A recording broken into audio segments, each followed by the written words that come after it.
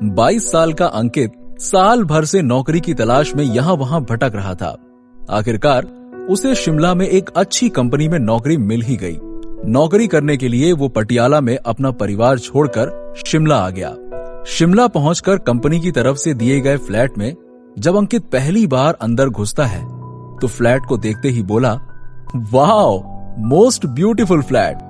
साल भर से भटकने के बाद एक अच्छी नौकरी मिलने की चमक उसके चेहरे पर साफ दिख रही थी, लेकिन कंपनी की ओर से मिलने वाली फैसिलिटीज देखकर वो खुशी के मारे फूला नहीं समा रहा था।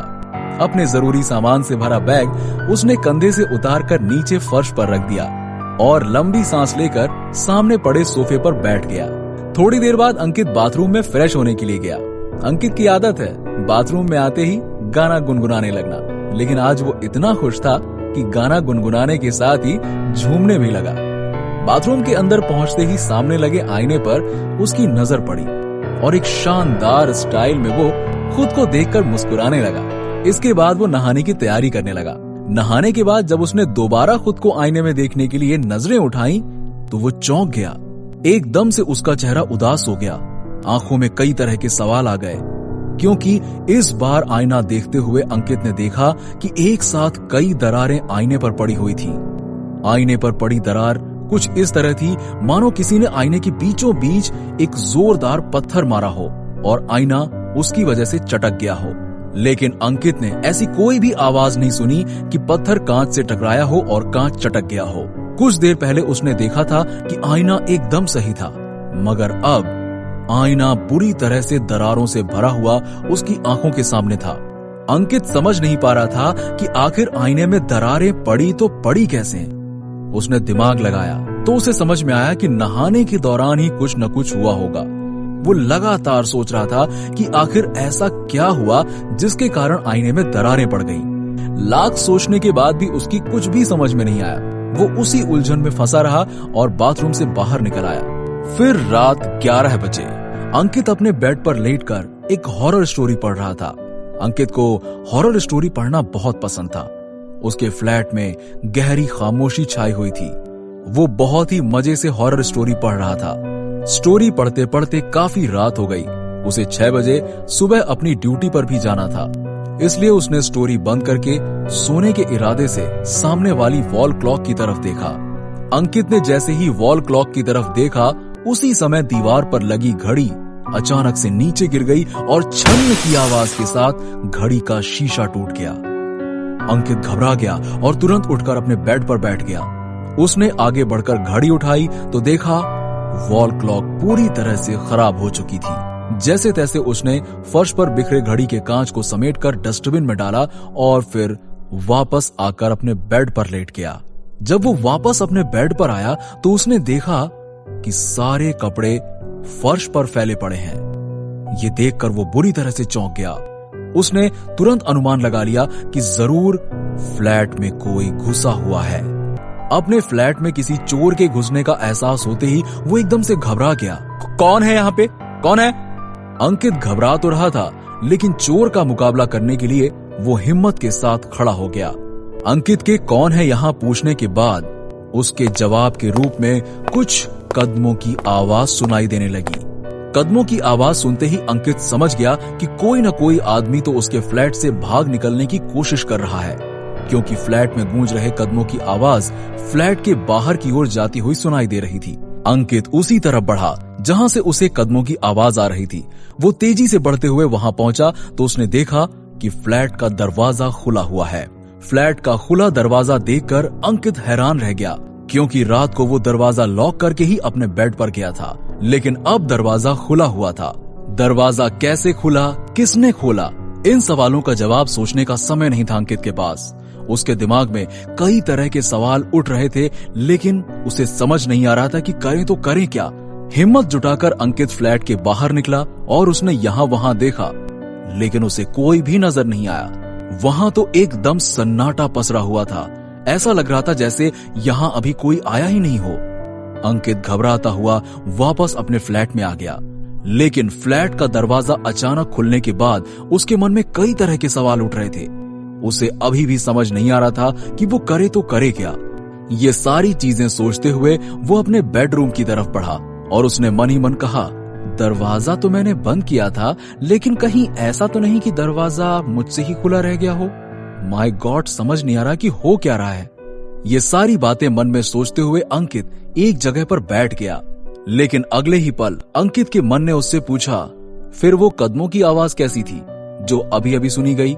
ये सारी बातें उसके दिमाग में लगातार घूम रही थी। रात के खामोश माहौल में उसे लगा कि हो सकता है उसके कान बजे हों, क्योंकि बिखरे कपड़ों को देखकर उसने सोचा था कि शायद उसके फ्लैट में कोई चोर घुस आया हो। तो बस इसी विचार के चलते बेवजह उसे ऐसा लगा हो कि कोई चोर उसके फ्लैट में आ गया है और वो निकल कर भाग गया। मन में उठ रहे इन सवाल जवाबों के साथ उसने दरवाजा बंद किया और लाइट ऑफ करके एक बार फिर से अपने बेड पर आ गया। आधी रात बीत चुकी थी। फ्लैट में अजीब सी गंध फैल जाने के कारण अंकित की आंख खुल गई। बेड से उठकर उसने तुरंत सारी लाइट्स ऑन की और यहाँ वहां देखने लगा। वो ढूंढ रहा था कि आखिर ये गंध कौन सी है और कहां से आ रही है। इसी तलाश में उसने फ्लैट का चप्पा चप्पा छान मारा, लेकिन अंत में उसे कुछ नहीं मिला। अब वो अपने बाथरूम की तरफ बढ़ा। बाथरूम में पहुंचकर जो उसने देखा, उसे देखकर वो पूरी तरह से शॉक्ड हो गया। वो जहां खड़ा था वहीं मूर्ति की तरह खड़ा रह गया। उसका दिल जोर जोर से धड़क रहा था। उसका पूरा शरीर दिल की धड़कन को महसूस कर रहा था, क्योंकि बाथरूम के बीचों बीच खून से सनी एक लड़की की लाश पड़ी हुई थी। लाश का जिस्म सही सलामत था, मगर उसका चेहरा खून से पूरी तरह सना हुआ था। लाश को देखते हुए ऐसा लग रहा था कि जैसे उसके सर पे वार करके उसकी हत्या कर दी गई हो।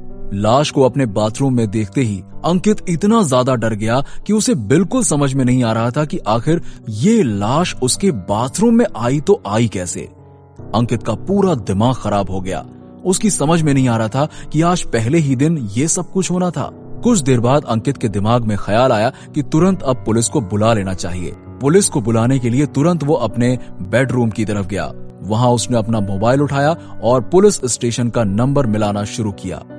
इससे पहले कि वो अपना पूरा नंबर डायल कर पाता, किसी ने बहुत ही मीठी आवाज में उसे पुकारा, अंकित, अंकित, अंकित। इस मीठी आवाज को सुनते ही पीछे पलटकर उसने देखा तो सामने वही लड़की खड़ी थी जिसकी लाश उसने अपने बाथरूम में देखी थी।